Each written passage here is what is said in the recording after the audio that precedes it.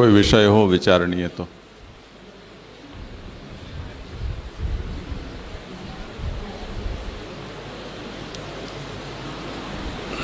आगे करते हैं। एवं भक्ति मार्गे फलम उपपाद्य सर्वमेव मार्गम उपपादयति। भक्ति मार्ग का अन्य मार्ग से उत्कर्ष बताने के लिए फल का निरूपण अभी तक किया। अब भक्ति मार्ग उसका निरूपण अब आगे किया जाएगा।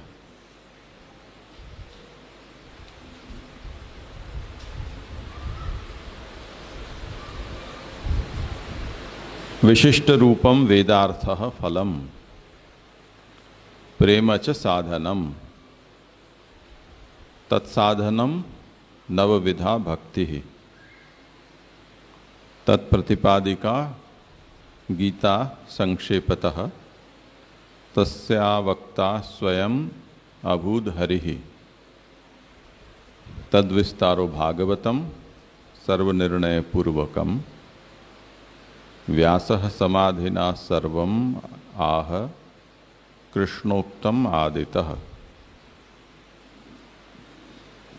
आपके यहाँ इसी तरह से ब्रेकअप है श्लोक का या कुछ अलग अलग है?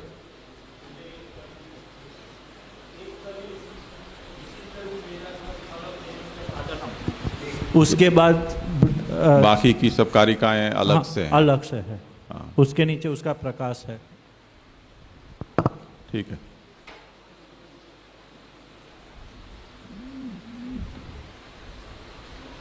विशिष्ट रूपम इत्यादिना एतन मार्गद्वयम प्रोक्तम इत्यंतेन। महाप्रभु ने, जैसे कि आप लोग जानते ही हैं, ये ग्रंथ सबसे पहले कारिकात्मक लिखा था श्लोक के रूप में। उसके ऊपर प्रकाश कालांतर में आपने लिखा। तो विशिष्ट रूपम वेदार्थः यहाँ से लेकर, और ये 220वीं कारिका है और करीब 255वीं कारिका तक ये भक्ति मार्ग का निरूपण महाप्रभु करेंगे। तो विशिष्ट रूपम वहाँ से शुरू करके एतन मार्गद्वयम प्रोक्तम गति साधन संयुतम, वहाँ तक अब भक्ति मार्ग का निरूपण किया जाएगा। अब ये जो भक्ति मार्ग है वो श्री लालू भट्ट जी ने पुष्टि मार्गीय फल विवेक में इस बात का निरूपण किया है कि अधुना तो कलौ सर्वे से लेकर और ये सायुज्यम कृष्ण देवेन शीघ्रमेव ध्रुवम फलम इत्यादि जो निरूपण है फल का, वो मर्यादा मार्गी फल का निरूपण महाप्रभु ने किया है। और अब आगे जाकर कृपा युक्तस्य तु यथा सिद्ध्येत कारणम उच्यते, वहाँ से लेकर जो प्रकरण के अंत तक जो निरूपण होगा वो पुष्टि मार्ग का निरूपण है, ऐसे समझना चाहिए। ये उसकी भूमिका है अभी जो कही जा रही है वो, कि विशिष्ट रूपम वेदार्थः फलम प्रेम च साधनम। तो यहाँ क्या कहते हैं?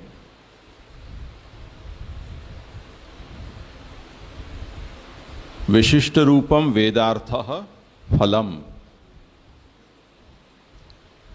उसका विवेचन महाप्रभु अपने ही शब्दों में करते हैं। तो उसी से समझें कि अत्र प्रमेयम विशिष्ट रूपम, फल का निरूपण तो हुआ आगे, अब प्रमेय का निरूपण करते हैं। तो जैसे कि सर्वनिर्णय प्रकरण में हम शुरू से देखते आ रहे हैं, प्रमाण प्रमेय साधन फल, ऐसे 4 विभाग में आपने विषय को समझाया है। और वो निरूपण करने के पीछे भी, जैसे भागवत में शास्त्र स्कंद प्रकरण अध्यायार्थ होते हैं, उसी तरह से तत्वासदीप निबंध में भी सर्वनिर्णय प्रकरण का भी जो शास्त्रार्थ है यदि हम कहें, तो ब्रह्मेति परमात्मेति, परमात्मा रूप जो भगवान है वो ही इसका प्रमेय है। उस प्रमेय का निरूपण प्रमाण प्रमेय साधन और फल के रूप में किया जा रहा है। इसलिए प्रमाण रूप भी वो परमात्मा ही है, प्रमेय रूप भी वो परमात्मा ही है, साधन फल के रूप में भी वो परमात्मा ही होता है, ऐसा सर्वत्र समझना है। तो ये प्रकरणार्थ उसका हुआ। तो इसलिए अब वो जो प्रमेय रूप भगवान है, तो जैसे हमने उपक्रम में ये बात देखी थी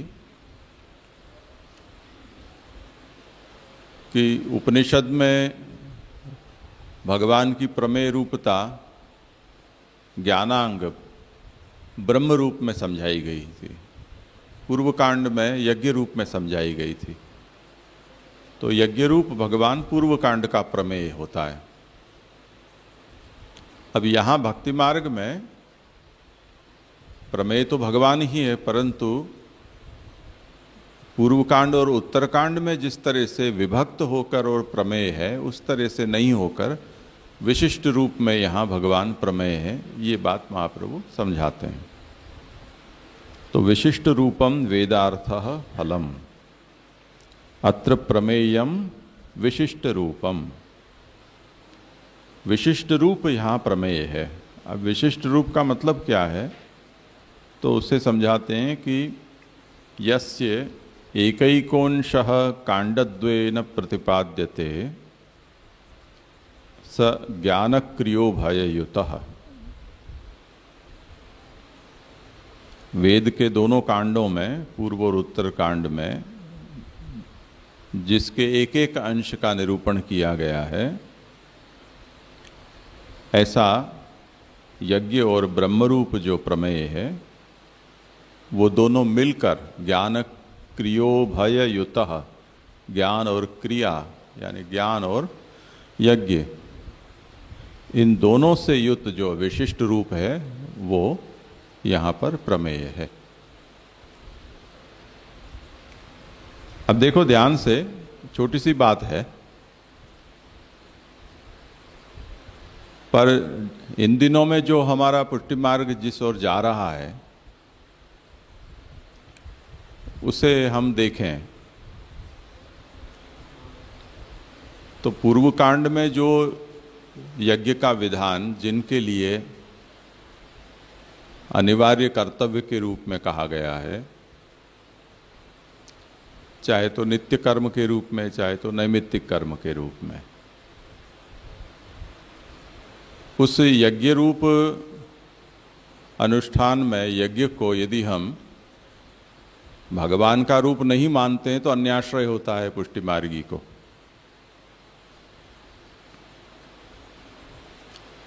तो जब पुष्टि मार्गी भक्त है वो जब यज्ञानुष्ठान करेगा तब उसे उसमें क्या दृष्टि रखनी है, तो महाप्रभु कहते हैं कि यज्ञ रूपो हरि ही पूर्व कांडे, उसे आपको यज्ञ रूप समझना है कि वो हरि ही उस रूप में प्रकट हुए हैं। अब भले ही वो यज्ञ का उद्देश्य चाहे कोई भी देव क्यों न हो,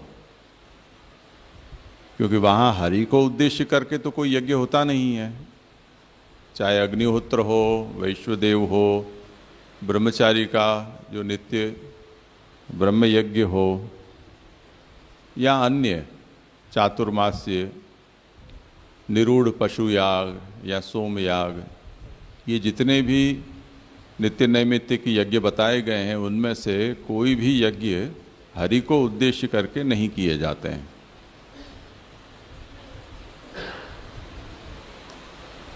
पर उन सबकी हरि रूपता जो यज्ञो वै विष्णु हो, ये श्रुति के वचन से वो सभी यज्ञ हैं वो विष्णु का ही रूप है, नारायण ही है, वो उसके शास्त्रार्थ के विचार से वो अर्थ प्राप्त होता है।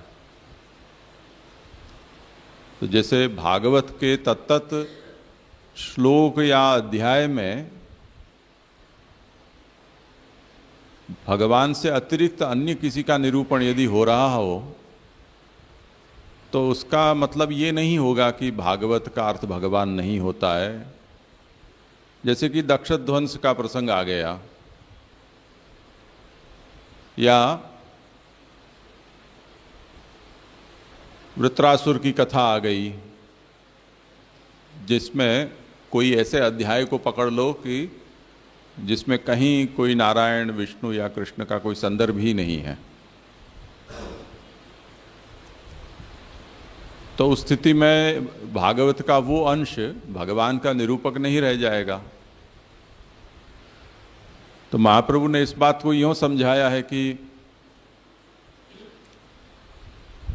शास्त्र, स्कंध, प्रकरण और अध्याय और वाक्य, पद और अक्षर है, ऐसे उल्टा त्रिकोण है, ऐसा समझो आप। और उस त्रिकोण को यदि हम उल्टा करते हैं तो उसकी नोक है वो नीचे आएगी और उसका चौड़ा हिस्सा ऊपर जाएगा। शास्त्रार्थ में हमें भगवान मिलते हैं, ये संभव है, पर जरूरी नहीं है कि अक्षर, पद, वाक्य या अध्याय में हमें भगवान मिलें। इसलिए ये जो सप्तधा भागवत का एक विभाजन सोचा गया है, उसमें अर्थ में उत्तरोत्तर की दुर्बलता मानी जाती है और पूर्व पूर्व की प्रबलता मानी जाती है। तो उत्तरोत्तर अर्थ हैं वो गौण होते हैं, उससे शास्त्रार्थ प्रभावित नहीं होता है।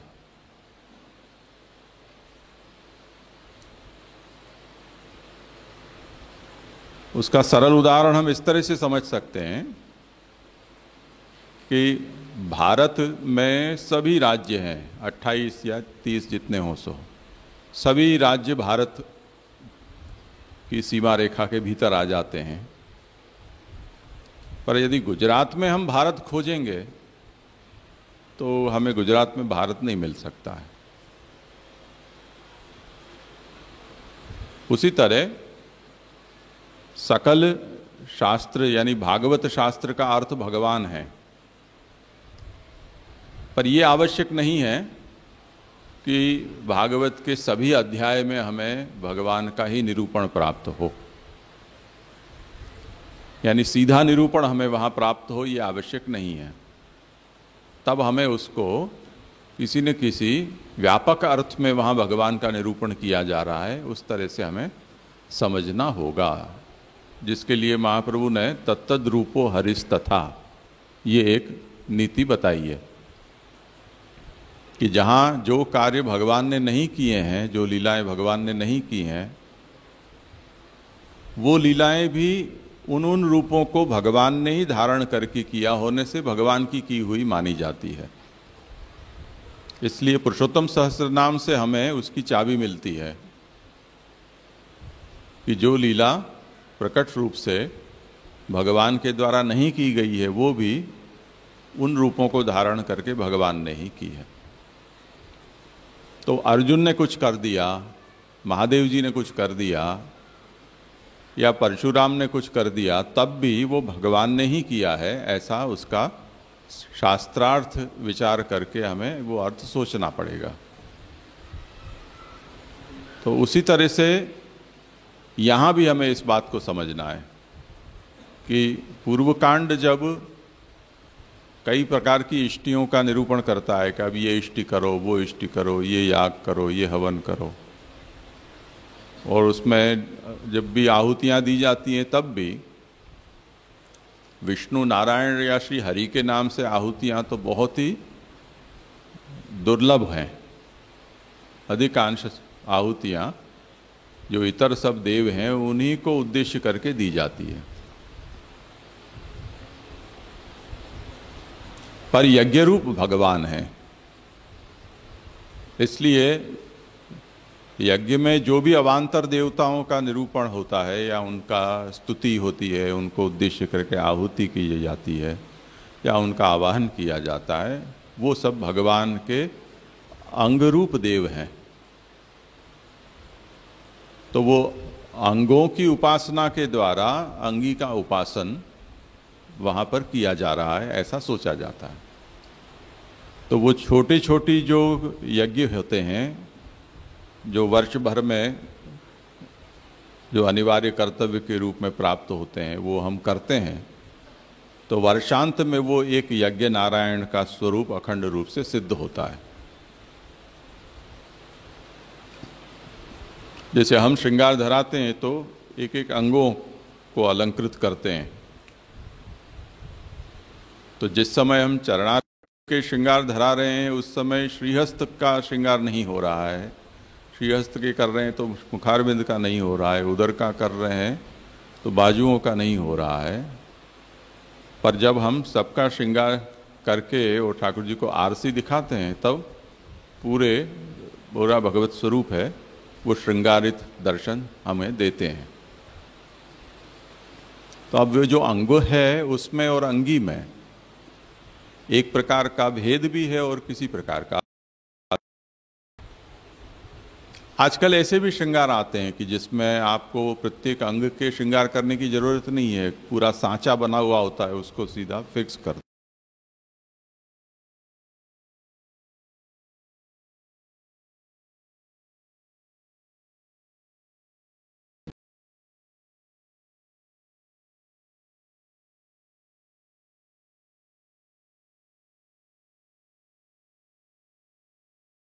भी होती हैं मनुष्यों को। तो ऐसे लोगों के लिए ऐसे आजकल जल्दी से हो जाए ठाकुर जी तैयार, उनके लिए ऐसे भी कपड़े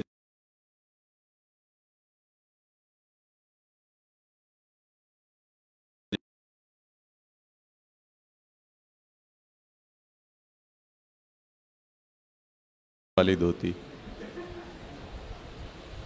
तो उसमें कुछ करना ही नहीं पड़ता है। आजकल बंडी भी ऐसी आ गई है, कुर्ते की तरह डाल लो, कसवस और ये सब उसमें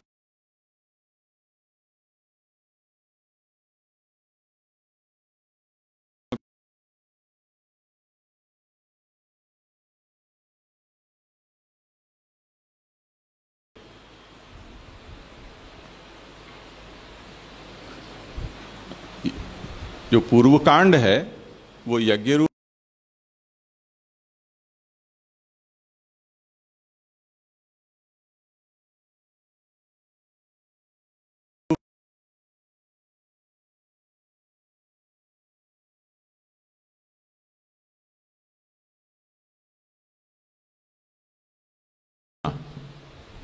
वो जब तक हमें वो ब्रह्म दृष्टि नहीं आती है तब तक उन कर्मों में, उसके अंग उपांगों में हरि को सोच पाना वो बहुत मुश्किल है।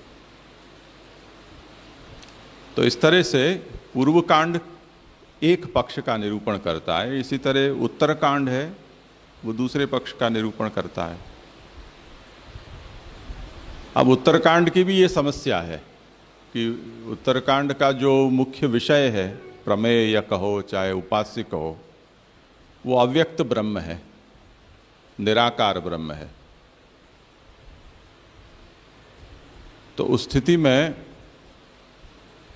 वहां कुछ भी भजनीय तो है ही नहीं, केवल ज्ञेय मात्र है। तो ब्रह्म जो है वो भगवान का ज्ञेय रूप है, उपास्य रूप नहीं बन सकता है वो, क्योंकि उपासना के लिए हमें किसी न किसी ठोस आकृति रूप की आवश्यकता होती है। अव्यक्त की उपासना कैसे की जा सकती है? तो वो ब्रह्म ने जिन जिन रूपों को धारण किया है उन रूपों में उनकी भावना करते हुए उसकी उपासना की जाती है। तो वो जो रूप हैं वो प्रसिद्ध देव रूपी हैं सबसे पहले, कि जिनको हम लोकोत्तर मानते हैं, जिसके कारण उसमें हम अपनी उपासना बुद्धि कर सकते हैं। वहाँ से वो आरंभ बताया जाता है कि यहाँ से आप आरंभ करें, उसके बाद धीरे धीरे इसी की भावना और सब में भी करते जाएं। तो विद्या विनय संपन्ने ब्राह्मणे गवि हस्तिनी शुनिचैव स्वपाके च पंडिता समदर्शी न। धीरे धीरे, अब चांडाल से आप शुरू नहीं कर सकते हो कि चांडाल भी ब्रह्म है, पर विद्या विनय संपन्न जो ब्राह्मण है उसके प्रति वैसे ही सद्भाव है तो वहाँ से आप शुरू कर सकते हो, फिर उसका अतिदेश और भी जगह आप करते जा सकते हो कि जैसे ये मनुष्य है, भले ही कितना ही विद्या विनय संपन्न है पर इसको भी जुकाम हो जाता है, बुखार तो होता ही है, ये भी बूढ़ा तो होता ही है जैसे हम होते हैं। तो कुछ अंश में ये हमसे श्रेष्ठ है, कुछ अंश में वो हमारे तुल्य है। तो तब भी यदि ये ब्रह्म है तो हम ये भी ब्रह्म क्यों नहीं हो सकता है? इस तरह से उसका अतिदेश धीरे धीरे करते जाते हैं। इसकी उपासना ज्ञान मार्ग में बताई गई है। पर सीधी कोई परब्रह्म की उपासना का प्रकार ज्ञान मार्ग में भी वर्णित नहीं है, बल्कि वहां वो दोष माना गया है कि किसी एक रूप में यदि आप टिक गए तो आप मार्ग भ्रष्ट हो जाओगे, यानी ज्ञान मार्ग कैंसिल हो जाएगा। तब फिर आपको सभी रूपों की उपासना करनी होगी, क्योंकि जब तक सब में ब्रह्म दृष्टि नहीं होगी तब तक ज्ञान सिद्ध नहीं हो सकता है। भक्ति मार्ग में ऐसी अनिवार्यता नहीं है कि भगवान के सभी रूपों की उपासना करने पर ही उनमें भक्ति का भाव जगे या भक्ति का फल प्राप्त हो। वहाँ वो दोष रूप माना गया है, तो वहाँ वो एके साधे सब सधे, सब साधे सब जाए, ये भक्ति मार्ग का सिद्धांत है। और ज्ञान मार्ग का सिद्धांत ये है कि आपको एक में अटक गए तो आप सब कहीं के नहीं रहोगे, तो आपको सबको साधना है। यानी इतने देव रूपों को ही नहीं परंतु जो निंदित रूप माने जाते हैं उनमें भी आपकी वो ब्रह्म दृष्टि होनी चाहिए, तो वो ज्ञान आपका सिद्ध होगा। तो गाय और कुत्ता, ब्राह्मण और चांडाल, ये दो सब छोर हैं, एक ये व एक वो छोर, उनमें समदृष्टि को आपको लाना है।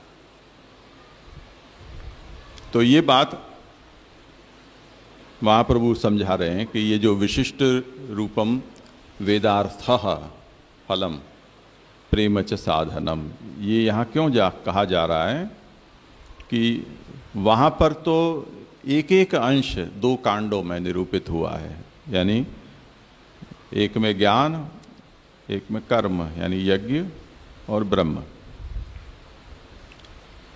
और भक्ति मार्ग में तो ये है कि वो ज्ञान क्रिया दोनों से जो युत है वो यहाँ पर प्रमेय है, जिसका निरूपण आगे बताएंगे गीता भागवत आदि में किया गया है। सैव च फलम, और ऐसा जो ज्ञान क्रियोभय युत विशिष्ट रूप वेदार्थ है वो भक्ति मार्ग में फल माना जाता है। यानी यज्ञ नारायण का प्राकट्य हो जाना अथवा जो अव्यक्त अक्षर में सायुज्य हो जाना, ये भक्ति मार्ग में फल नहीं है, न वो भक्ति मार्ग में प्रमेय हो सकता है। तत्रापि साधनंच प्रेम एव, और ये जो विशिष्ट रूप है ज्ञान क्रिया से उभय से जो युत ऐसा विशिष्ट रूप जो फल है, उस फल को पाने का या उस फल को प्रकट करने का जो साधन है वो प्रेम, उसमें एवकार जोड़ा है, प्रेम ही है, यानी भगवत प्राकट्य प्रेम से ही होता है। और प्रेम को प्रकट करने के साधन नवधा भक्ति कही जाती है। तत्साधनम नवविधा भक्ति ही। अब इसमें नवविधा ऐसा क्यों कहा? भक्ति ही कह देते। तो महाप्रभु अब इस बात को समझाते हैं कि श्रवणादि व्यतिरेकेण संस्कारवशात फल कामनया वा जायमाना प्रीति ही गौणी स्यात्। जो प्रीति है वो कई लोगों में श्रवण कीर्तन आदि जो साधन है वो किए बिना भी प्रकट हुई देखी जाती है। हम अपने लौकिक जो उपलब्ध उदाहरण हैं उनमें देखें तो हमारे घर परिवार में, आस पड़ोस में, वैष्णव समाज में छोटे छोटे बच्चों में बचपन से ठाकुर जी की सेवा स्मरण में रुचि हो, ऐसा देखा जाता है।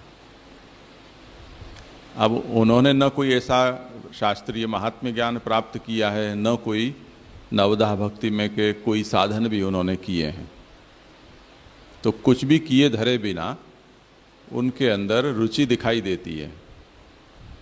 और वो उस रुचि के कारण हम जो परिवार के लोग हैं, जिनको भक्ति मार्ग में आदर है, वो खुश भी होते हैं, बालक की प्रशंसा भी करते हैं, लोग भी प्रशंसा करते हैं कि अच्छा बचपन से इतना प्रेम आदर है।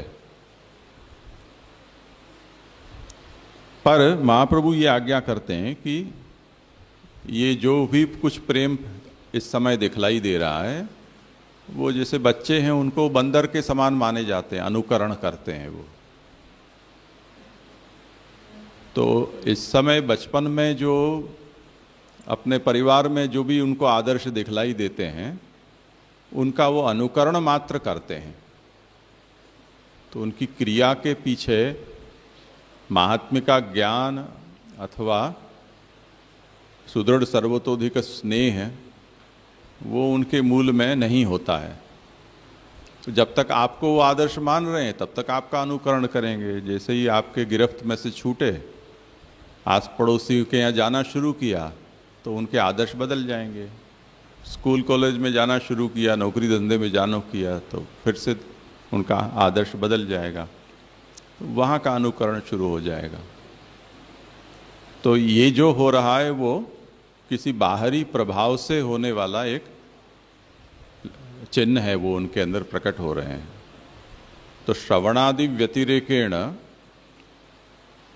संस्कारवशात, अब ये कुल परंपरा के संस्कार हैं, इसी तरह जन्मांतर के संस्कार भी होते हैं, जो हमने आगे देखा कि कभी वेद निंदा आदि होने पर या धर्माचरण होने पर हीन योनि में जन्म होता है, और पूर्व संस्कार तस्य भजन मुच्येत जन्म भी, वो हीन योनि में जन्म होने पर पूर्व जन्म के संस्कार प्रबल होते हैं, तो उस हीन योनि में भी भगवत भजन उनका चालू रहता है, और अनेक जन्मों के बाद शुद्ध होकर फिर उनकी मुक्ति होती है।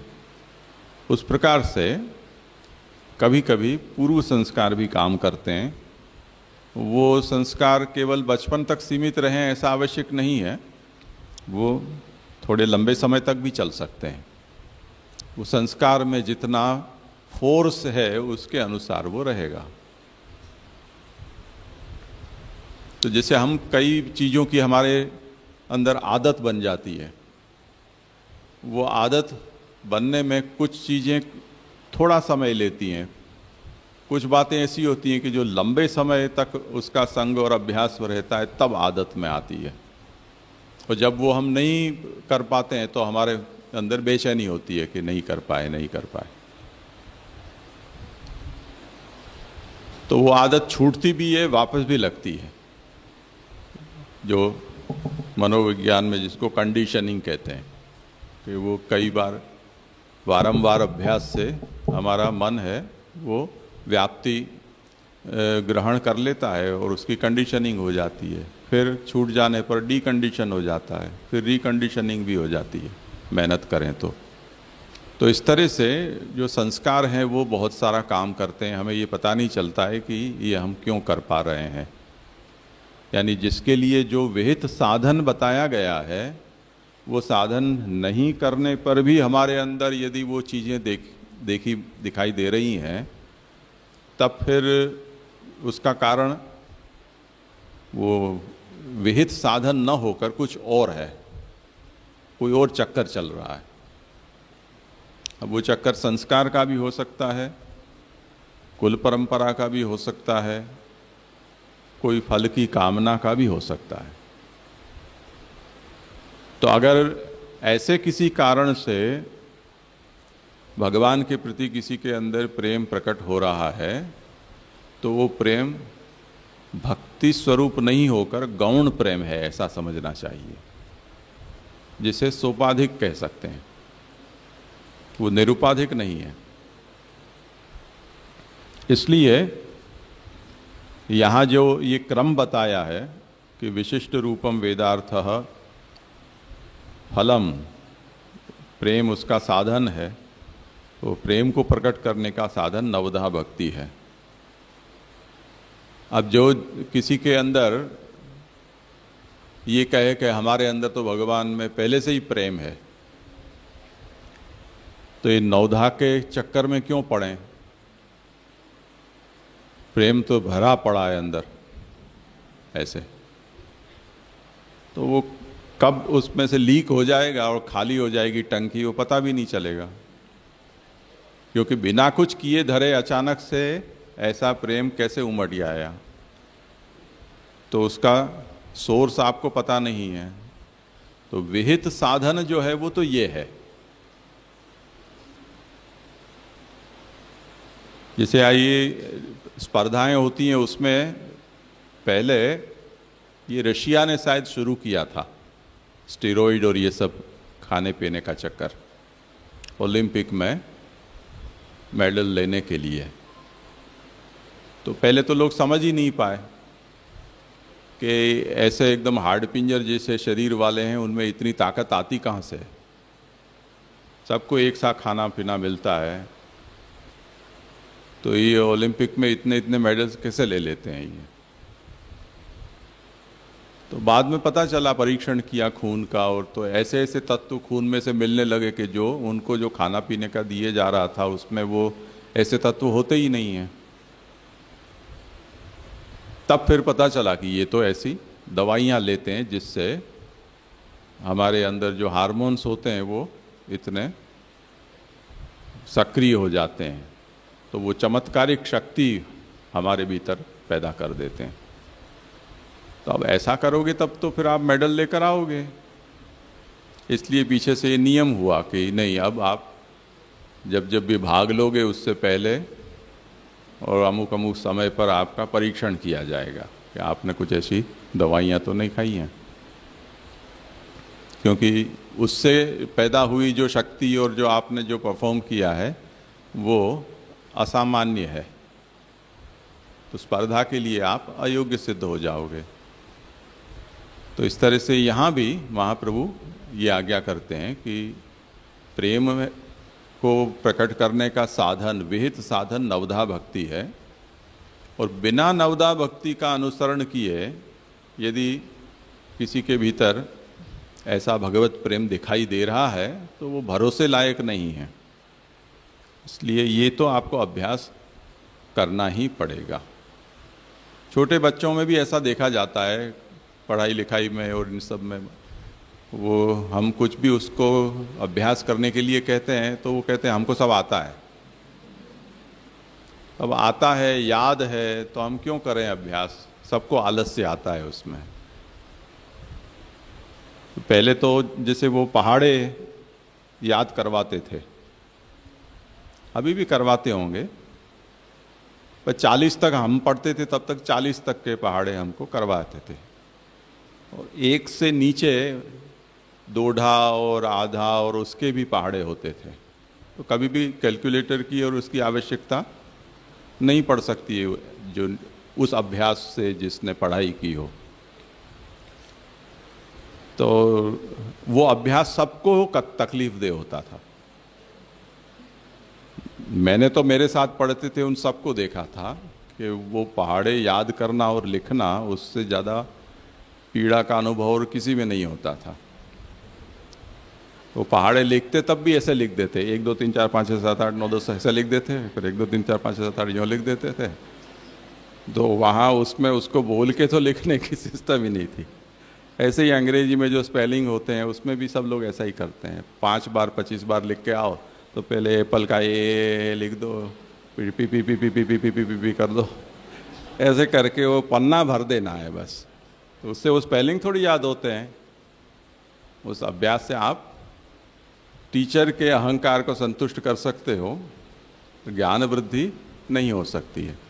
इस तरह से श्रवणादि व्यक्तिरेकेण, यानी नवदा भक्ति में कहे गए 9 के 9 साधन उनको किए बिना अगर ऐसी चमत्कारिक भक्ति अगर किसी में दिखाई दे रही है तो वो भक्ति का कारण वो साधना नहीं है, कोई पूर्व जन्म के संस्कार होंगे या कुल परंपरागत कोई आग्रह होगा या कोई फल की कामना होगी। क्योंकि जिनको जो सकाम होते हैं उनमें बहुत फोर्स दिखलाई देता है उनकी साधना में। तो जिसके अंदर भी, गुजराती में जिसको उभरो आवो ऐसा बोलते हैं, ऐसा हमें कुछ ज़्यादा ही कुछ छलकता हुआ दिखता है तो समझ लेना चाहिए कि कुछ गड़बड़ है।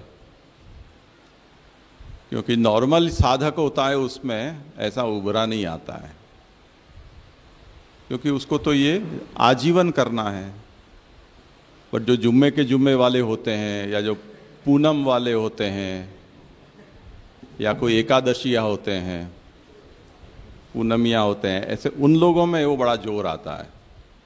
हर पूनम गिरिराज जी जा रहे हैं, श्रीनाथ जी जा रहे हैं, कोई चल के जा रहा है, कोई लुढ़क के जा रहा है, कोई दंडोती लगा रहा है, ऐसे।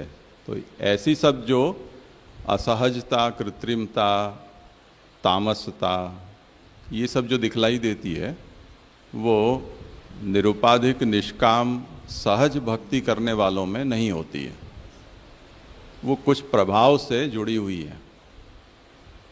तो यहाँ पर महाप्रभु आज्ञा करते हैं कि श्रवणादि व्यतिरेकेण संस्कारवशात फलकामनया वा जायमाना प्रीति गौणी स्यात्। तात्पर्य महाप्रभु का ये है कि यदि भगवत प्रेम प्रकट करना है तो नवदा भक्ति वो अभ्यास पूर्वक करना होगा। अब ये श्रवणादि है वो भगवत प्रेम प्रकट करने में साधन है। इसमें प्रमाण क्या? तो प्रमाणम गीता, भगवान स्वयं ही इसमें प्रमाण है। जैसे कि भगवान आज्ञा करते हैं भक्त्या त्वनन्यया शक्य, अनन्य भक्ति से ही शक्य है। मेरा ज्ञान, मेरा दर्शन और मेरे में प्रवेश यानी सायुज्य, ये अनन्य भक्ति से ही संभव है। ये जो भक्ति है वो ही यहाँ नवदा भक्ति के रूप में समझनी है। तो इति साधन साध्य रूपम एकीकृत्याह, भगवान ने यहाँ नवदा भक्ति को भी भक्ति कहा जाता है और नवदा भक्ति से जो प्रकट हुआ प्रेम है उसे भी भक्ति कहा जाता है। तो साधन रूप भी भक्ति है और उसकी सिद्धावस्था या उसकी फलावस्था भी भक्ति ही कही जाती है। तो भगवान ने ये कहा है कि भक्त्या त्वनन्यया शक्य अहम एवं विधोर्जुन ज्ञातुम दृष्टुंच तत्वेन प्रवेष्टुंच परंतप। यहाँ जो अनन्य भक्ति शब्द का प्रयोग किया है वो साधन और फल दोनों को एकीकृत करके किया है, ऐसा महाप्रभु का अभिप्राय है। तो इसका तात्पर्य क्या निकलेगा कि जब भगवत प्रेम प्रकट होगा तब भगवान का ज्ञान, दर्शन और सायुज्य प्राप्त होगा। ऐसा भगवत प्रेम रूप जो भक्ति है उसका साधन नवदा भक्ति होंगी, साधन रूपा भक्ति। तो फिर से भक्ति हंस का संदर्भ यदि हम लें तो प्रभु चरणों ने वहाँ पर जो मर्यादा भक्ति कही है वो भक्ति स्नेहोत्पत्ति यानी स्नेह को प्रकट करने के साधन के रूप में जो श्रवणादि किए जाते हैं वो मर्यादा भक्ति कही जाती है। और स्नेह की उत्पत्ति होने के बाद स्वतंत्र पुरुषार्थ रूप से यानी फल रूप जानकर जो स्वव्यसनतः भगवान के श्रवण कीर्तन आदि होते हैं वो पुष्टि भक्ति रूप कहे जाते हैं। तो ये फल रूपा और साधन रूपा, इन दोनों को यहाँ इस तरह से समझ सकते हैं। अब गीता क्या है? गीता में ऐसी क्या बात है कि गीता का प्रामाण्य यहाँ महाप्रभु आज्ञा कर रहे हैं, तो कहते हैं कि गीताया अपि प्रामाण्यम फल वाक्यात। भगवान फल हैं, वो फल ने प्रकट होकर ये बात कही है कि अगर मुझे चाहते हो, फल को चाहते हो तो ये करो। तो फल का वचन ये है, यही तो इसका प्रामाण्य हो गया। आया ना समझ में? जैसे हम खाने वाले फल तो कोई बोलते नहीं है कुछ, पर अपने तरीके से अपनी गंध के द्वारा वो अपनी उपस्थिति का बोध कराते हैं। इसी तरह फूल होते हैं, उसकी गंध से उसकी उपस्थिति का बोध होता है। कुछ फूल ऐसे होते हैं जिनकी गंध तीव्र होती है, जैसे चंपा हुआ, मोगरा हुआ। अब उनका चंपा तो चलो दिख भी जाता है, पर मोगरा के साथ ऐसी दुर्घटना होती है कि तोड़ने वाले की आंख मिचौली चलती रहती है, क्योंकि उसकी पत्तियां ऐसे दोने की आकार में होती हैं। थोड़ी सी ऊंची चली गई डाली और ऐसे दो पत्तियों के बीच में यदि मोगरा है तो हम कितने ही यहाँ वहाँ होंगे पर हमको दिखाई नहीं देगा, पर उसकी गंध कहेगी कि मैं यहाँ हूँ, मैं यहाँ हूँ। अब हम उस पेड़ को हिलाएं, ऊंचा नीचा करें, तब फिर वो अचानक से लुका छुपी खेलता हुआ दर्शन देता है। तो अब ये जो अनुभूति है उसकी, वो फल वाक्य हो गया ना। हमें जो चाहिए वो अपनी उपस्थिति अपने गंध के द्वारा स्वयं दे रहा है। अब जो लोग हमें देखते हैं कि ये फूल तोड़ रहा है, अभी यहाँ वहाँ ऐसे झांक क्यों रहा है, फूल सब तोड़ लिए, आ जाओ। अब वो कह रहा है कि नहीं अभी कुछ रह गया है, क्योंकि गंध तो आ रही है, तो कुछ एक आध दो फूल कहीं छुपे हुए हैं। तो ये फल वाक्य है। अब मुझे यहाँ ये बोध हुआ कि काले मुंह के बंदर सीताफल नहीं खाते हैं। यहाँ के जो बंदर हैं, लंगूर, वो सीताफल नहीं खाते हैं। तो जो पावागढ़ जंगल में हम लोग जाते हैं गुप्तेश्वर के रास्ते में, वहाँ सीताफल की ऐसी सुगंध आती है कि हमें यूँ हो कि अब यहाँ से आगे जाएं ही नहीं, यहीं बस जाएं, ऐसी सुगंध आती है। तब मुझे ये आश्चर्य हुआ कि इतने सब बंदरों के बीच में ये सीताफल ऐसे सुरक्षित कैसे रह गए। दिखाई नहीं देते हैं क्योंकि वो पहाड़ी में पत्थर के पीछे या कहीं ऐसे हों, पर सुगंध से वो अपनी उपस्थिति बताते हैं, फल वाक्य की तरह। और बंदर उसको नहीं खाते हैं, इसलिए वो बच जाते हैं। तो जो फल है वो अपनी उपस्थिति अपनी तरह से व्यक्त करता है।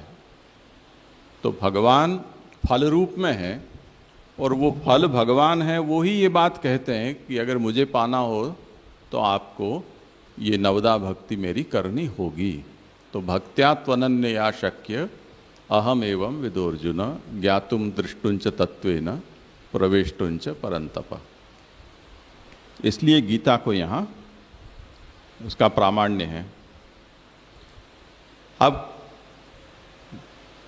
गीता का प्रामाण्य इसलिए है कि वो फल वाक्य है, यानी फल के द्वारा कहा गया वो वचन है। तो कृष्ण की फल रूपता कैसे सिद्ध होगी? क्योंकि इन सभी विषय में मतांतर हैं। अभी मतांतर में जाएंगे तो कई दिन निकल सकते हैं। तात्पर्य ये है कि जैसे प्रामाण्य के विषय में हम पूछेंगे तो गीता तो बहुत बाद में प्रकट हुआ ग्रंथ है। प्रमाण मूर्धन्य तो वेद का है। तो वेद को प्रमाण न कहकर या वेद के वचन से ये बात नहीं कहलवाकर गीता से कहलवाने का क्या तात्पर्य है? ये प्रश्न कोई भी कर सकता है ना। इसी तरह भक्ति को साधन कहा है, यानी नवदा भक्ति वो प्रेम को प्रकट करने का साधन है। पर मायावादी ये कहेंगे कि फल तो ज्ञान से सिद्ध होता है, भक्ति तो केवल चित्त शुद्धि का साधन है, तो इससे कुछ होना धरना नहीं है। फल की बात हम कहेंगे, फिर से आगे भी वो विषय आएगा। मायावादी कहेंगे कि फल कोई देता नहीं है, फल तो सिद्ध ही है, बस उसके ऊपर से आवरण ही हटाना है, तो फल कोई देता वेता नहीं है। आप ये सब बातें उल्टी पट्टी पढ़ा रहे हो कि कोई आपको फल देगा। अरे आप ही तो ब्रह्म हो, जब आप स्वयं ब्रह्म हो तब कोई आपको कैसे फल दे सकता है? तो इस तरह से ये हर विषय में कोई ना कोई प्रतिपक्ष है, पर उसका विचार अभी हम नहीं कर रहे हैं, क्योंकि जैसे कुछ ऐसे सिद्धांत हैं कि जिनको जो हमें सर्वमान्य होते हैं, तो उस विषय में फिर उसका ऊहापोह पूर्वोत्तर पक्ष के रूप में करना आवश्यक नहीं होता है। तो यहाँ पर कृष्णस्य फल रूपत्वम परमानंद रूपत्वात्, आनंद ही फल के रूप में सबको अभिलषित होता है, और आनंद की जो पराकाष्ठा है वो पुरुषोत्तम का परमानंद है। तो उस दृष्टि से कृष्ण के परमानंद रूप होने से कृष्ण फल रूप है, इसमें कोई संदेह ही नहीं है। पुरुषोत्तमत्वाच्च, और यस्मात्क्षरमति तो हम अतोस्मि लोके वेदे च प्रथितः पुरुषोत्तम, इस वचन से भी श्री कृष्ण के पुरुषोत्तम होने से वो फल रूप हैं, ये सिद्ध होता है। अब जो भगवत गीता है उसके संबंध में जैसे कारिका में ये कहा, देख लो उसको भी, क्योंकि अभी तक जो बात हुई वो ये हुई कि विशिष्ट रूप वेदार्थ फल है, प्रेम उसका साधन है, प्रेम को प्रकट करने का साधन नवदा भक्ति है।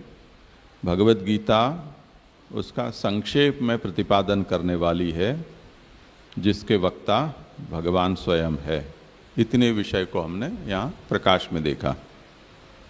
अब तद विस्तारो भागवतम, ये जो तत् का मतलब भगवत गीता, उसका विस्तार भागवत है। सर्वनिर्णय पूर्वकम, सभी विषयों का निर्णय पूर्वक गीता का विस्तार भागवत में किया गया है। जो व्यासः समाधिना सर्वम आह कृष्णोक्तम आदितः, व्यास ने समाधि द्वारा इन सब का अनुभव करके और कहा है।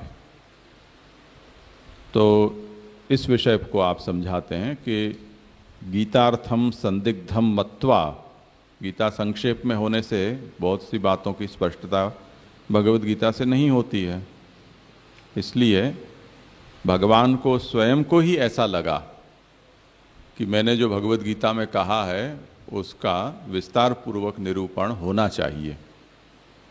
इसलिए गीता को विस्तार से कहने के लिए भागवतम तेनैव रूपांतरेण कृतम, भगवान ने ही व्यास रूप लेकर भागवत के रूप में उसका विस्तार किया है। तो अब अगर हम उल्टे चलें तो क्रम क्या बना? सबसे पहले भागवत लगेगी हमारे हाथ। भागवत जो गीता का व्याख्यान है उससे हमें गीता लगेगी हाथ। गीता से प्राप्त जो हमें उपदेश है नवदा भक्ति, उससे प्रेम, उससे भगवान का प्राकट्य, भगवत प्राप्ति रूप फल, ये उल्टा क्रम हमें यहाँ से प्राप्त होगा। तो ये भक्ति मार्ग का मूल है। ठीक है, यहाँ इतने विषय पर किसी को कुछ कहना हो, पूछना हो?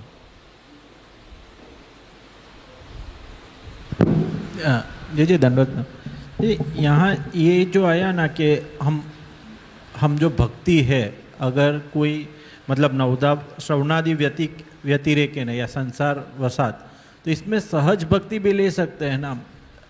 मतलब जो सहज भक्ति होती है उसमें ये सब उपाधि नहीं होनी चाहिए कि किसी के बिना भी ठाकुर जी में सहज प्रेम हो, तो वो भक्ति तो शुद्ध भक्ति कह ली जाती है। मतलब उसमें नवदा भक्ति या कोई भी साधन न हो और उसके बिना प्रभु में प्रेम प्रकट हो, और यहाँ ऐसा कहा कि वो भक्ति जो ये श्रवणादि व्यतिरिक्त बिना भी हुई उसको गौणी भक्ति कहते हैं। ये दोनों को कैसे समझेंगे? करो विचार, किसी को कुछ कहना हो इस प्रश्न पर।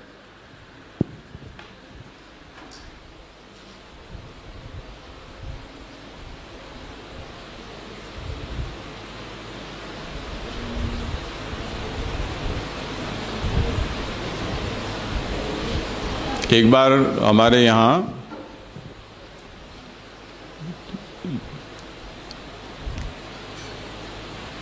ये जो चित्रकथाएं आती हैं, इलस्ट्रेटेड बुक्स जो होती हैं, जैसे अमर चित्रकथा की अच्छी सीरीज़ है, मुझे ऐसा विचार आया कि हम अपने संप्रदाय के दृष्टि से हम कुछ चित्रकथाएं बनाएं। तो हमारे सामने ही एक हमारे मकान में किराएदार रहता था, चित्रकार है वो, उसको मैंने कहा, उसको फिर मैंने पूरा एक महाप्रभु जी के चरित्र की एक कथा बनाकर संवाद के रूप में, और उसमें क्या क्या डिटेलिंग होनी चाहिए, बैकग्राउंड में क्या फिगर्स क्या होने चाहिए, वो सब कुछ उसको मैंने दिया कि ऐसा काम करना है। तो कुछ सैंपल बनाकर तुम लाओ अगर तुम इंटरेस्टेड हो तो कुछ दिनों बाद वो लेकर आया, पर वो जो शरीर शास्त्र होता है उसका अभ्यास नहीं होने के कारण ज़्यादातर जैसे नाथद्वारा की पेंटिंग्स में होता है कि मुंह इतना बना देंगे, पेट इतना छोटा हो जाएगा, हाथें ऐसे लकड़ी डंडी जैसे हाथ बना देंगे, डायमेंशन का कोई विज़न नहीं उनका, एक ही अंतर में कोई दो फिगर हैं, उसका प्रपोर्शन का कोई ठिकाना नहीं होता है। यानी ठाकुर जी इतने बड़े हो जाएंगे तो गैया इतनी सी हो जाएगी, तो वो मतलब रियलिस्टिक नहीं होकर वो एक खाली सिंबॉलिक हो जाती है। तो उस तरह का वो चित्र बनाकर लाया। अब गांव में तो ए ग्रेड का चित्रकार माना जाता है।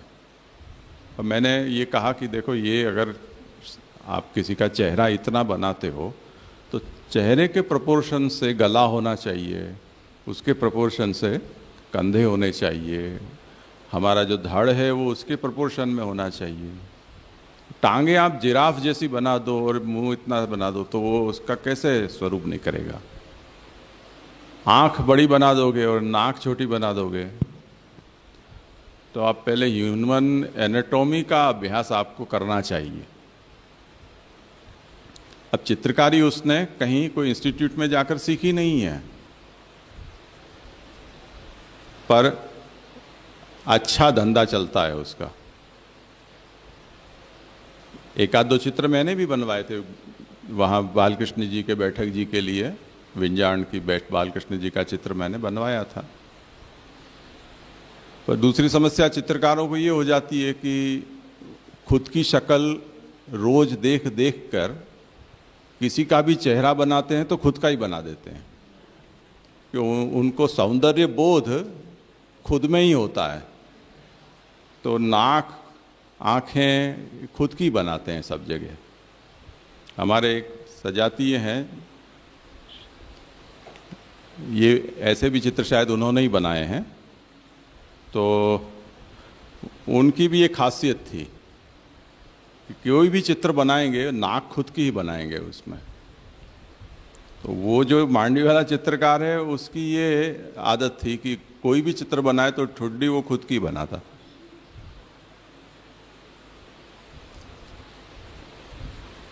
फिर उसने कहा कि ये बात तो आपकी सही है, अगर हम मेजरमेंट से देखें तो अंग के हिसाब से उसका अनुपात ठीक नहीं है, कुछ गड़बड़ी है। पीछे यहाँ बड़ौदा शायद MS में वो आया था कुछ महीने, और उसने वो ह्यूमन एनाटॉमी और इसका अभ्यास करने के बाद फिर से, पर तब तक मेरा मूड भी ख़त्म हो गया था और उसको भी दूसरा काम धंधा मिल गया था, तो फिर वो आगे प्रोजेक्ट बढ़ा नहीं। अब देखो कि लोग में उसकी प्रसिद्धि ये है कि ये जन्मना चित्रकार है। तो कुछ चीज़ें जन्मना होती हैं, पर जन्मना होती हुए भी उसको अभ्यास करके और क्लासिकल लेवल पर लाना पड़ता है। जैसे हम लोग सब कीर्तन गा लेते हैं, सुनते सुनते हम सब लोग गा रहे हैं, हमें उसका व्याकरण कुछ पता नहीं है। कोई आकर हमें ये कहेगा कि ये सरगम गा दो, तो हम नहीं गा पाएंगे, ये आरोह अरोह अवरोह। पर कोई ये कहेगा कि बिहाग गा दो, तो हम गा देंगे। अब बिहाग की सरगम हमें पता नहीं है, पर राग आता है। अब सरगम पता नहीं होने के कारण उसके कुछ गड़बड़ी भी हैं, क्योंकि कभी कभी ऐसे विषमवादी सुर भी हमारे लग जाते होते हैं। अब उसको हम ये माने कि ये हमारी उपज है तो बड़ी बात है। अगर उपज नहीं है तब सुनने वाला, जिसको सरगम उसका व्याकरण पता है, वो समझ जाएगा कि ये अनाड़ी आदमी है। एक कीर्तनिया है सूरत का, उसको शास्त्रीय संगीत का इतना सार समझ में आया है कि गला हिलना चाहिए। कहाँ, कैसे, कब, कितना, उससे कोई मतलब नहीं, बस तो शास्त्रीय संगीत। तो कहीं भी ऐसे बकरी की तरह करने लगता है। तो मैंने तो पहली बार साक्षात्कार अन्वय बाबा के विवाह में मैंने किया था उनका। तो वो कीर्तन करने शुरू किया और मैं वहाँ अग्रपंक्ति में मुझे बैठना पड़ा, क्योंकि वो उस घर का ही प्रस्ताव था तो हमारा। तो उसने ही चालू किया तो मेरे तो हंसी फूट गई। रुका ही नहीं गया मेरे से कि ये क्या हुआ। पहले तो मुझे ये हुआ कि इसको कोई दौरा पड़ा, कि कोई माताजी का पिताजी का आवेश आ गया, कि हुआ क्या। उसी के बगल में ये गंधर्व परिवार का भी एक कीर्तनिया बैठा था। अब उससे नज़र मिल गई तो वो बड़ी मुश्किल से अपनी हंसी दबा के बैठा था। अब हमारी नज़र मिली पीछे तो कंट्रोल नहीं रहा। फिर खांसी वांसी खाने के बहाने जैसे तैसे वहाँ से मैं चला गया। तो अब लोग साहसी होते हैं ऐसा ही।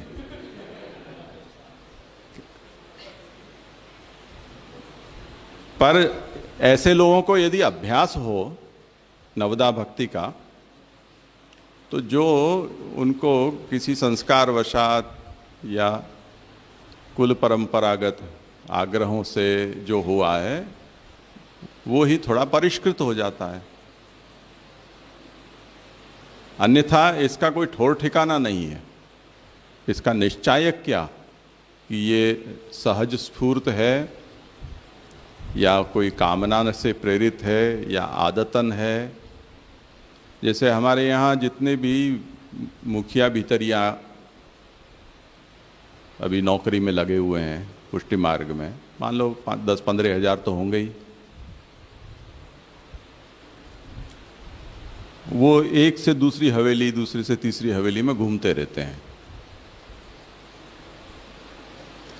क्योंकि अब उन्होंने इतने वर्ष तक यही काम किया है, दूसरी तीसरी पीढ़ी तक उनका यही काम चल रहा है, तो वो संस्कार उसके बने हैं। उसके अलावा वो दूसरा कोई काम कर नहीं सकते हैं। तो यहाँ से निकाला तो कोई दूसरी में घुस जाएंगे, वहाँ से निकाला तो तीसरी में घुस जाएंगे। अब उसे हम ये कहें कि ये उनके सहज स्फूर्त संस्कार हैं, ऐसा तो नहीं है ना।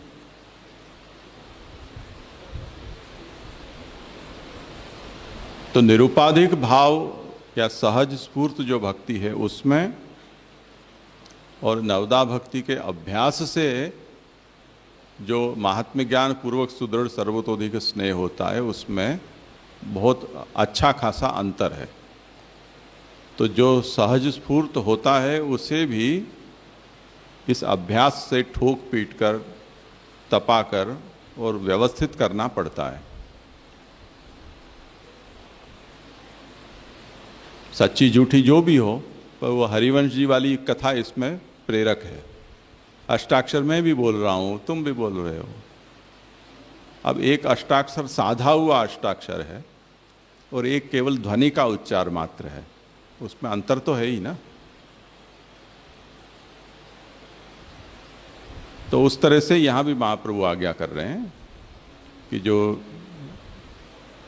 भगवत प्रेम ऐसा कि जिसको श्रवण कीर्तन आदि से पुष्ट नहीं किया गया है, उसको तपाया नहीं गया है, उसको साधा नहीं गया है, वो भरोसे लायक नहीं है, वो पावर कब भी उतर सकता है।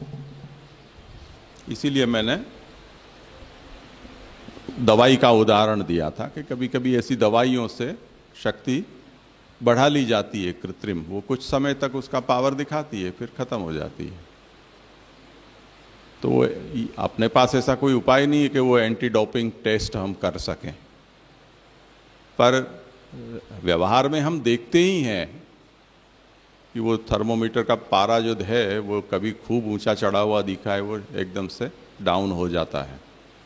तो उससे ये समझ में आता है कि यदि अभ्यास पूर्वक ये किया गया होता तो ऐसा नहीं होता, ये मतलब है। मतलब जी ऐसा समझ सकते हैं कि ये जो साधना प्रणाली है, मतलब महाप्रभु जी के संप्रदाय, उसमें किसी भी साधक ने अगर ये प्रणाली से साधी नहीं है भक्ति, तब तक ये गौणी भक्ति है, भले वो सहज है या कुछ भी है। बिल्कुल ऐसे ही।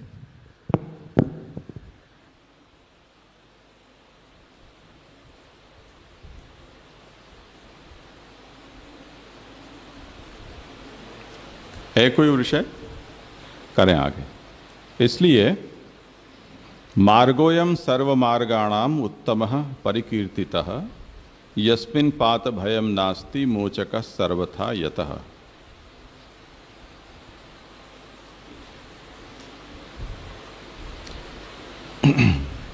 पुरुषोत्तम जी इसको समझाते हैं कि गीता विस्तारात्मके श्री भागवते किमुक्तम इत्यपेक्षायाम मार्गोयम सर्वमार्गाणाम इत्यस्य अर्थम आहुः। गीता का विस्तार श्री भागवत है।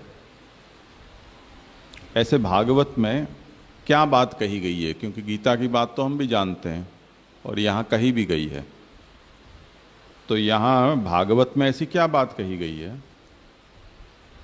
तो वो भागवत में ये कहा गया है कि ये मार्ग सर्व मार्गों से उत्तम मार्ग है,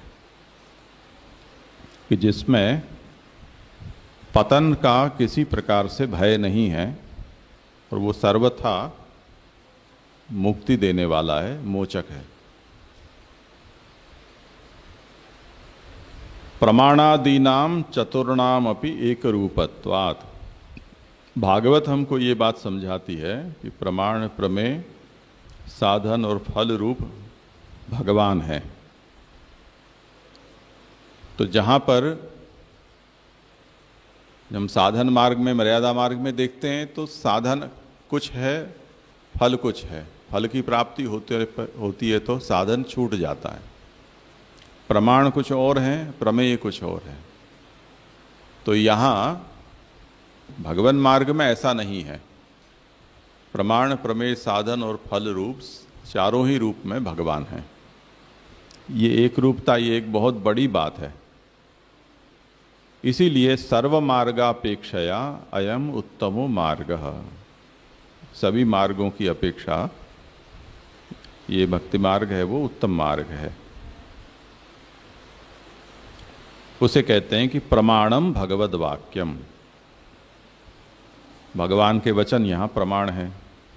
आगे कहा उसी तरह से, वाक्येन प्रवृत्तः साधनम असाधयन्नपि भगवता कृतार्थी क्रियते।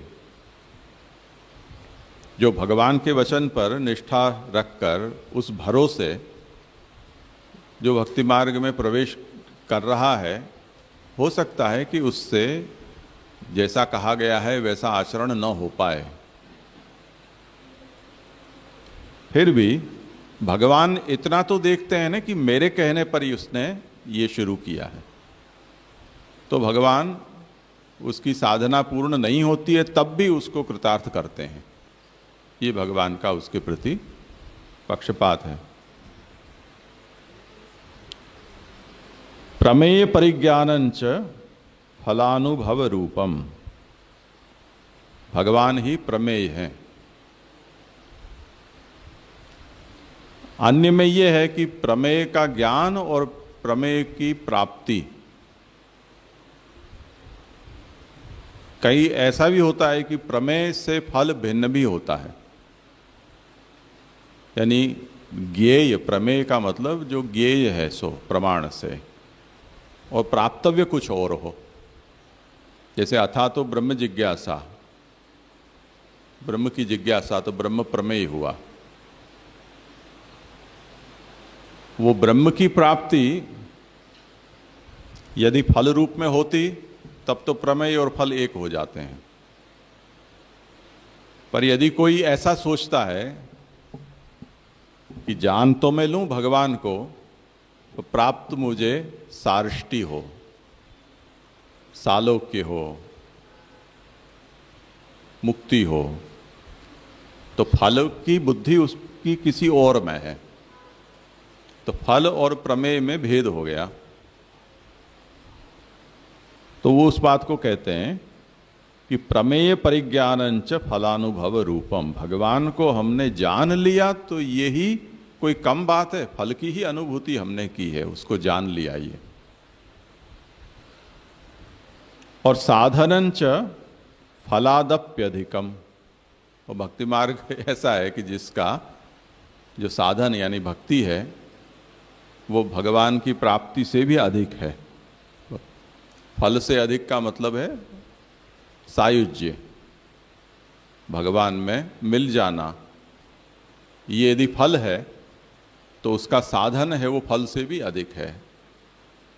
तो जो भक्त होते हैं वो चतुर्विध मुक्ति की भी अभिलाषा नहीं रखते हैं भगवत सेवा करने के लिए, तो उनकी फल बुद्धि है वो फल के करते साधन में अधिक है।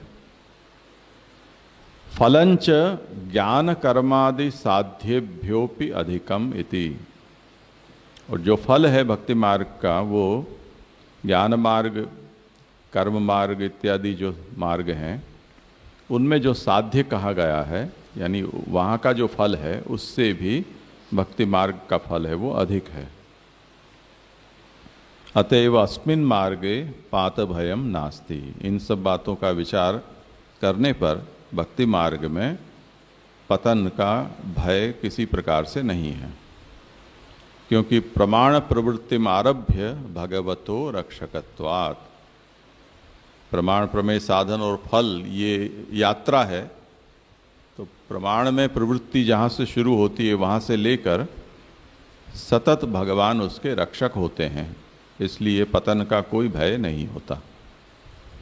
तत्र हेतु मोचकः सर्वथा यतः इति, क्योंकि भगवान मोचक हैं, छुड़ाने वाले हैं।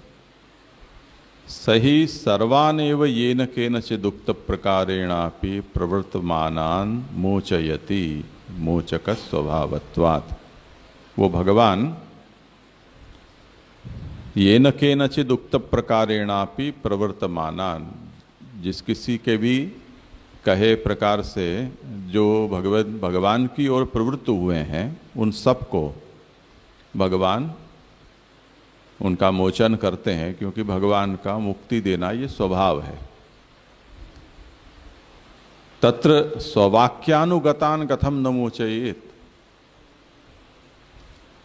तो जैसे नारद आदि जैसे हैं उनके कहने के पर किसी ने कुछ आचरण किया तो भगवान उसको भी मुक्ति देते हैं। ऐसे में जो भगवान के कहे वचनानुसार प्रवृत्ति करते हैं उनको तो भगवान मुक्ति क्यों नहीं देंगे, सुतराम मुक्ति देंगे। तो इस तरह से ये भक्ति मार्ग की उत्तमता का निरूपण यहाँ किया गया। यहाँ कुछ हो विचारणीय तो जी एक पंक्ति मालूम नहीं पड़ी, ये फलम च ज्ञान कर्मादि साध्येभ्योपि अधिकम। तो हम आगे तो ऐसा देखते आ रहे हैं कि इसमें जो मतलब भक्ति मार्ग का जो फल है या उसका शुरुआत की अवस्था है वो भी ज्ञान कर्म से उत्तम है। हम आगे ऐसा देखा, जैसे भक्ति मार्ग की उत्कर्षता बताई उसमें, और यहाँ तो फल है उसको ज्ञान कर्मादि के साध्य के साथ मतलब कंपेयर किया, तो ये थोड़ा आगे हम ऐसा देख रहे हैं कि उसका जो साधन है वो भी वहाँ के फल जो मिल रहा है उससे भी उत्तम है, जो हमने एकदम शुरुआत की बात। तो ये पंक्ति मुझे थोड़ी मालूम नहीं। हाँ, किसी को करना हो समाधान तो।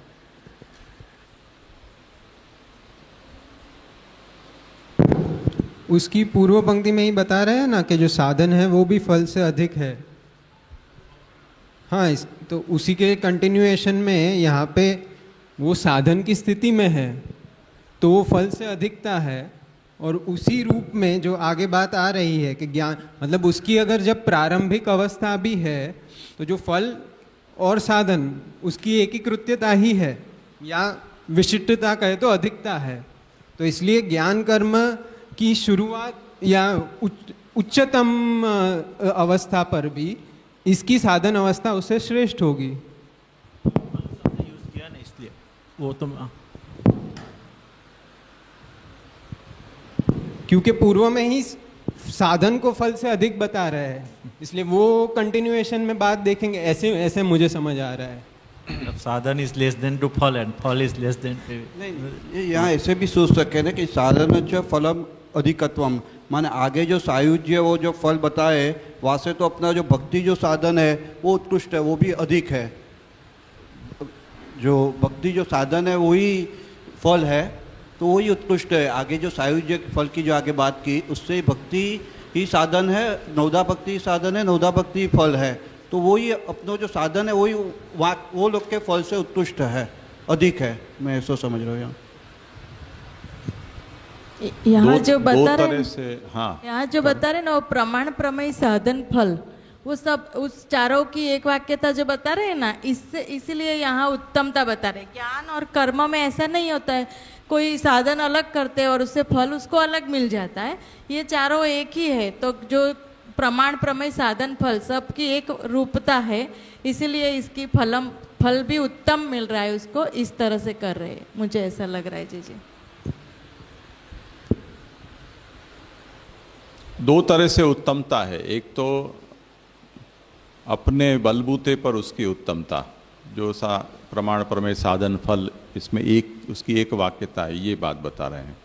और अब दूसरे के साथ कंपैरिजन में हम इसको सोचें तो भी उसकी उत्तमता है। तो वो दो तरह से बताएं, मार्गोयम सर्व मार्गाणाम उत्तमः, ये मार्ग सभी मार्गों के करते उत्तम है, ऐसा निरूपण कर रहे हैं ना। तो सभी मार्गों से उत्तमता यदि बतानी हो तो एक ये उत्तमता का क्राइटेरिया हुआ कि और जगह प्रमाण प्रमेय साधन फल में एक रूपता नहीं है, ये एक बात हुई। दूसरी उत्तमता का क्राइटेरिया ये है कि फल की दृष्टि से सोचें तो अन्य मार्गों के फल के करते भक्ति मार्ग का फल उत्कृष्ट है। तो ऐसे हर दृष्टि से उसकी उत्तमता बता रहे हैं।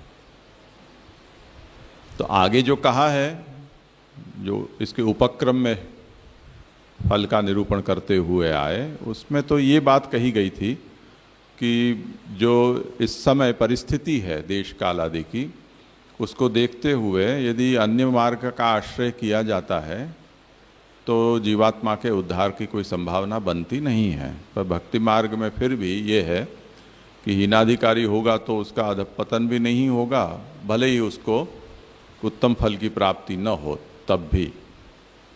तो ऐसी स्थिति तो हीनाधिकारी की भी भक्ति मार्ग में रहती है। उस दृष्टि से भक्ति मार्ग अन्य मार्ग की तुलना में श्रेष्ठ है। और यदि उसमें भी मध्यम और उत्तम अधिकार है उसका तो उत्कृष्ट फल प्राप्त होगा। तो वो और दृष्टि से और मार्गों की दृष्टि से इसकी उत्तमता है। अब उसमें फल में तारतम्य और मार्गों के साथ नहीं किया गया है कि उस मार्ग में ये फल है तो इस मार्ग में ये है, ऐसा। पर अब यहाँ पर उस बात को भी ले रहे हैं कि यदि हम अंतिम फल की दृष्टि से विचार करें तो ज्ञान कर्म का जो फल है उसकी तुलना में भी भक्ति मार्ग का फल है वो विशिष्ट रूप वेदार्थ फल हो जाएगा। वहाँ कर्म रूप या ब्रह्म रूप ही फल प्राप्त होगा। तो उस दृष्टि से फल में भी तारतम्य है।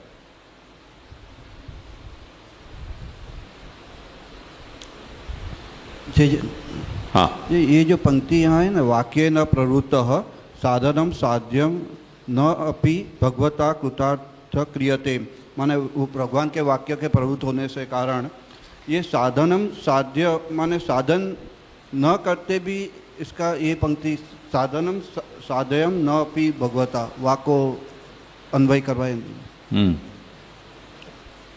वाक्येन प्रवृत्तः साधनम असाधयन्नपि भगवता कृतार्थी क्रियते। असाधयन,